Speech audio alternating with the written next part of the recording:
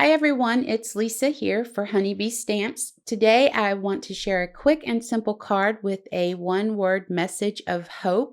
And since rainbows signify hope, I'm going to be using the Rainbow Wishes coordinating dies along with the cloud border dies. And I'm going to use the word hope from the Excellent Sentiment stamp set. Here you can see I have the Rainbow Wishes stamp set. My initial plan was to do Sending You Hope, and I was going to also use sentiment strips. I changed my mind once I got farther along, and we'll get into that in just a bit. But I did use the coordinating dies, and I have my color cardstock already run through the die cutting machine.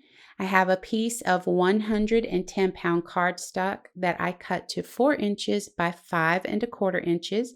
I ran that through the die cutting machine with one of the cloud border dies, and then I ran it back through the machine in an embossing folder with clouds on it. So I'm going to call it a 5-minute die cutting job. That is being very generous. It took no time at all to do this little bit of die cutting.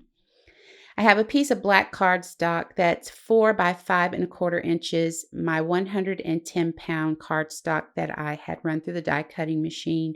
I'm putting mounting foam on the back of this, and we're going to set it aside. So I'm going to grab a piece of Post-it tape. I'm going to fold one end back on itself so I have somewhere to place my finger if I need to hold it down. Now, the reason that I use Post-it tape for this is it allows me to arrange all of the bands, make sure they're straight, get them where I want them, decide where I want to place them on my card.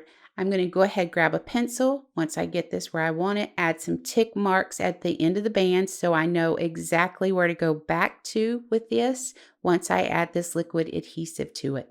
I'm going to go ahead and secure it back in place and then gently pull that Post-it tape off. It makes things so much easier. I'm going to remove the paper backing from this white cardstock and go ahead and secure that to the black cardstock. I'm going to use my tape runner and add some adhesive to the back of this and secure it to a 4¼ by 5½ inch card base. Now, I want to say right now, like I said at the beginning of the video, my initial plan was to use sentiment strips with the sentiment Sending You.